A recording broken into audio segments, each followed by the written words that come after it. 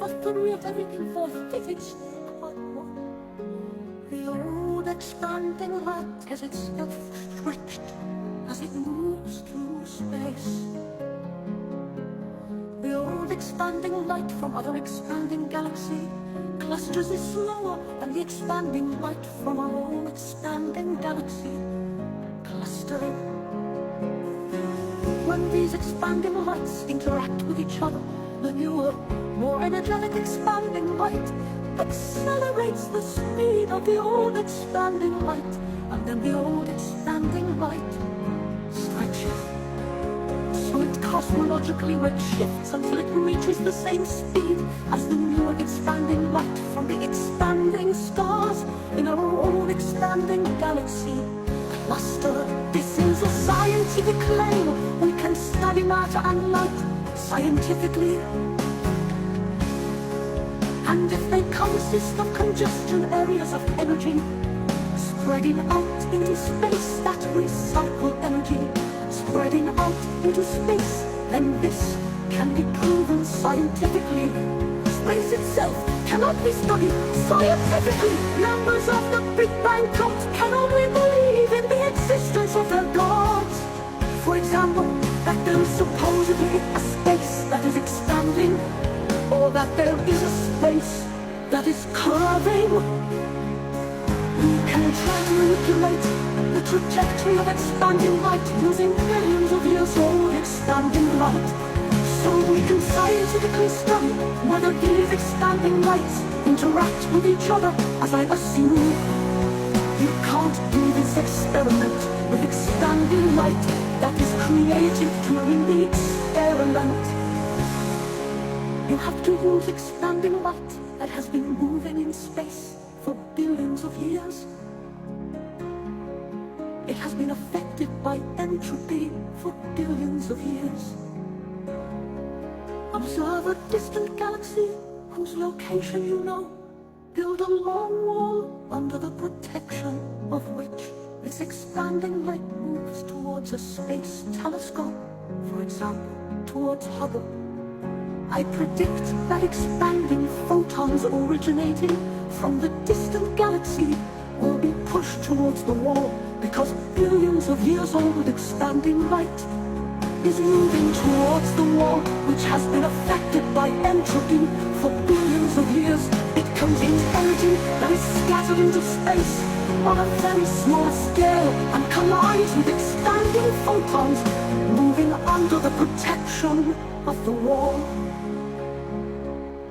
If Einstein had predicted that the bending of the trajectory of light when passing stars and galaxies is caused by billions of years old expanding light that has experienced entropy for billions of years being pushed towards the stars and galaxies, then no one would have ever pulled the hat out of their hat about curving space-time.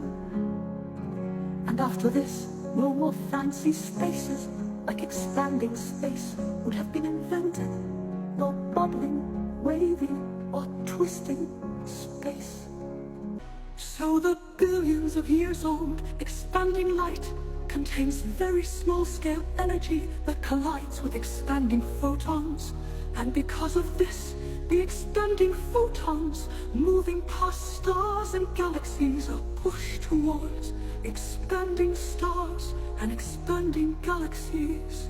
Have you tried to manipulate expanding space in any way? Have you tried to make it expand faster? If it existed, then surely you could try to do something about it.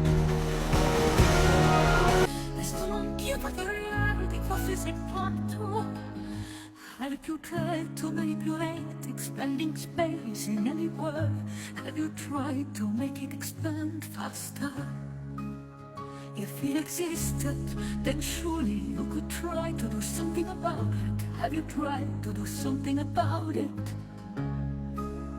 There is no electrons outside expanding nuclei of atoms. When you're sending expanding light that way, where is expanding nuclei of atoms? This expanding photons interactive with expanding dark energy, which pushing out from expanding nuclei of atoms.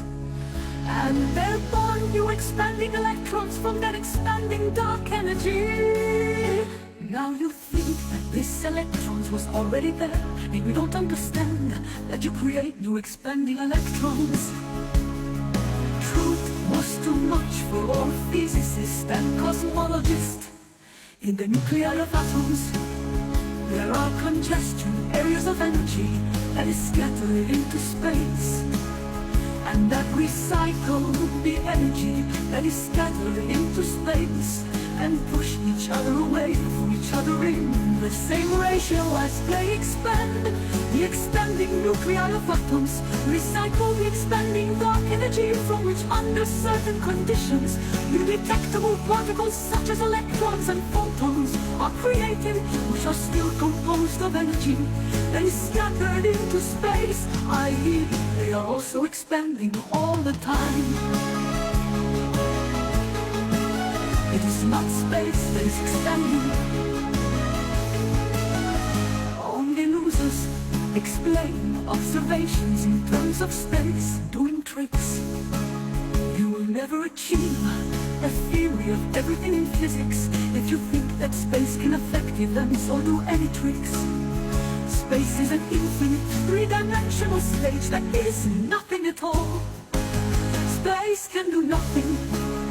Are all quarks the same, or can they be different, as is currently assumed?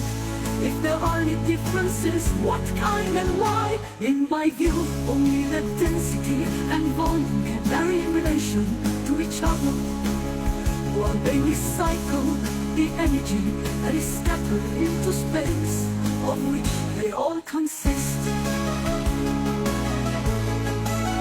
Of other words, are different quarks needed, or could they still be similar to each other? Congestion areas of energy that are scattered into space with the same density and volume, that recycle the energy that is scattered into space, etc. But why do particles accelerator experiments produce information in particle collisions that there are several different quarks? Let's assume that more energy that is scattered into space is constantly being pushed into the quarks that are expanding in space, so that all the expanding quarks that are circulating the energy that is scattered into space are exactly the same. Their density and volume in relation to each other can be changed when their speed is accelerated in particle accelerators. The human orbital time that in physics agree when moving in clusters. They experience change differently depending on which of them is pushing ahead and which is behind the first ones. There is a counter energy that is pushing against them and spreading out into space, which affects them differently depending on the order in which they encounter the pushing energy.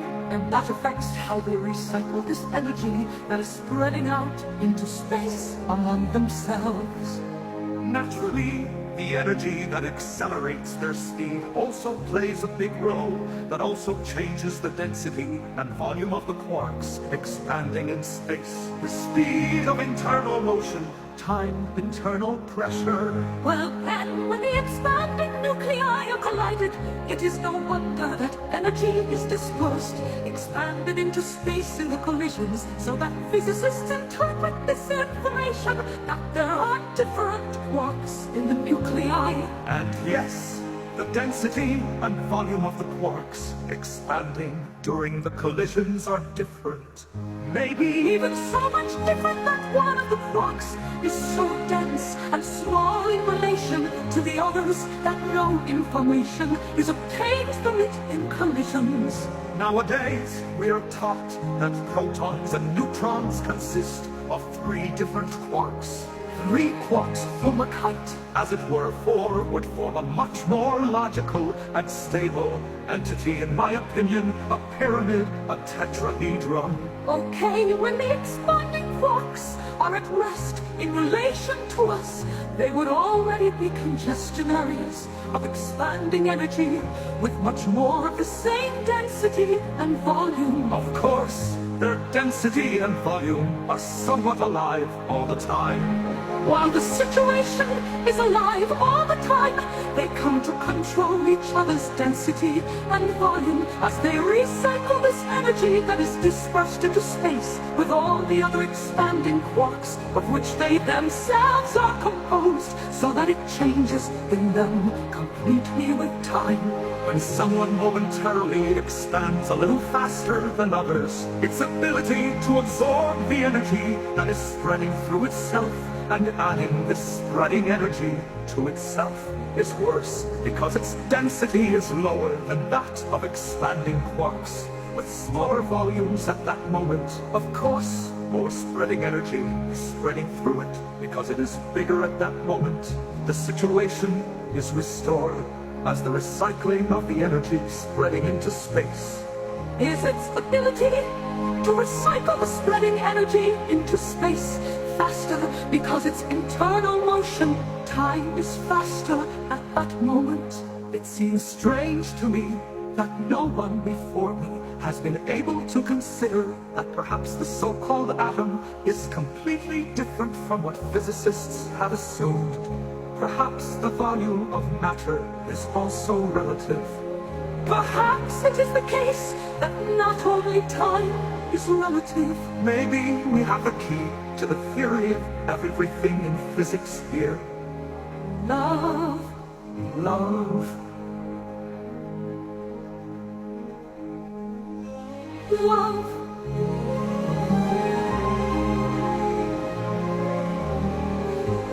They say monkey from years of everything what physics part 4. The important thing in my view is that now we understand what really happens on a small scale. And at the same time we are able to build a theory of everything in physics, where small-scale events build the large-scale universe that we observe.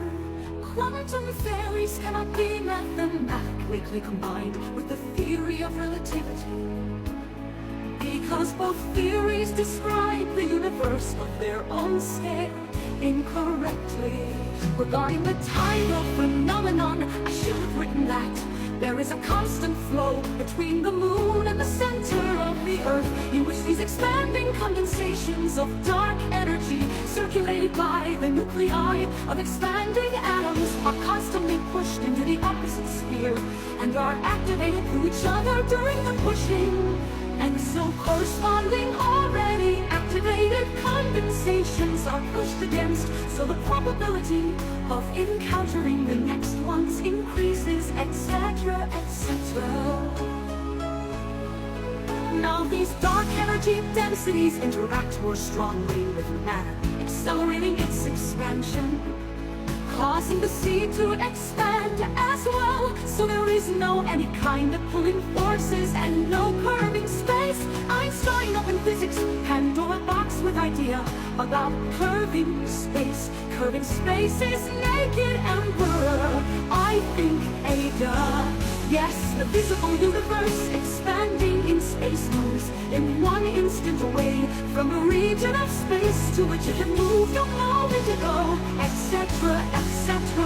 At the same time, energy is pushing through the visible universe, expanding in space from every direction, and this also permeates the visible universe, expanding in space in one instant.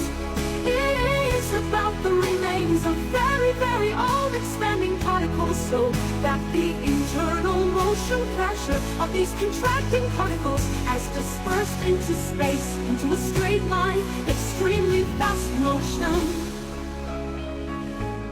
The same happens to the energy that is now in us, that is dispersing into space. The momentum is constantly accelerating from a certain direction to a certain direction. And finally, the energy that is now in us has dispersed into space, evenly into an extremely fast straight line motion from a certain direction to a certain direction. So no more recycling, no more energy bottlenecks that consist of zillions of separate energy bottlenecks on a small scale as well as on a large scale. A good example of this is a single star. It contains a lot of internal motion energy because every expanding quark in an expanding star recycles energy, pushing force that is being dispersed into space. The visible universe expanding in space is one and the same explosive fuel whose motion from a certain direction to a certain direction is accelerating all the time.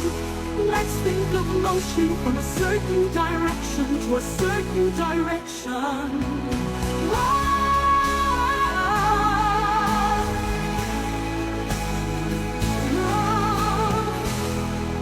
This is a long given money and everything possibilities part 5. Well, let's think of very, very far out in space, beyond the visible universe, expanding in space. An extremely massive and dense object that radiates energy, that has the nature of galaxies, expanding from the center outwards, and was born quickly center to outside.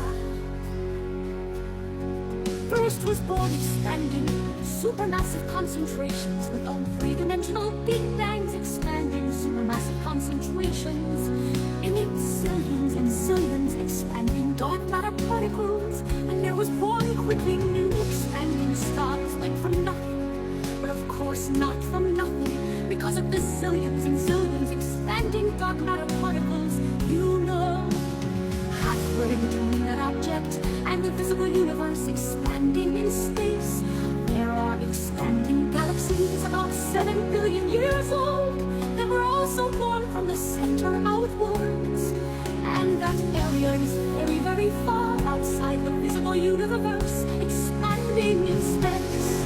From that outlight towards that extremely massive and dense object and the expanding galaxies, there are about 3.55 billion years old, etc., etc. If we continue our journey towards that extremely massive and dense object, we will come to a region where even now new expanding galaxies are being born like a conveyor belt from the center outwards. We are actually unable to approach the object in question. Even the expanding light that is moving towards the object in question is moving away from it together with the visible universe expanding in space. The expanding light that is moving away from the object in question is moving away from it a little faster than we are. It is good to remember that the visible universe expanding in space moves in one moment away from the region of space to which it had moved a moment ago, etc., etc. And space does not affect us in any way, because it cannot affect anything in any way. It is nothing at all, just a three-dimensional stage that is nothing at all. Okay, an extremely massive and dense object radiates energy and has the nature of expanding galaxies. And expanding galaxies are large particles that transmit information from it. The size class can be compared to an expanding star that radiates expanding photons quite a lot and quite quickly. Perhaps the expanding photons are expanding galaxies of a slightly smaller matter size class. Intelligent beings of that size class would not immediately be able to realize that the galaxies in their observable universe are photons originating from the sun naturally. They wouldn't be able to observe the sun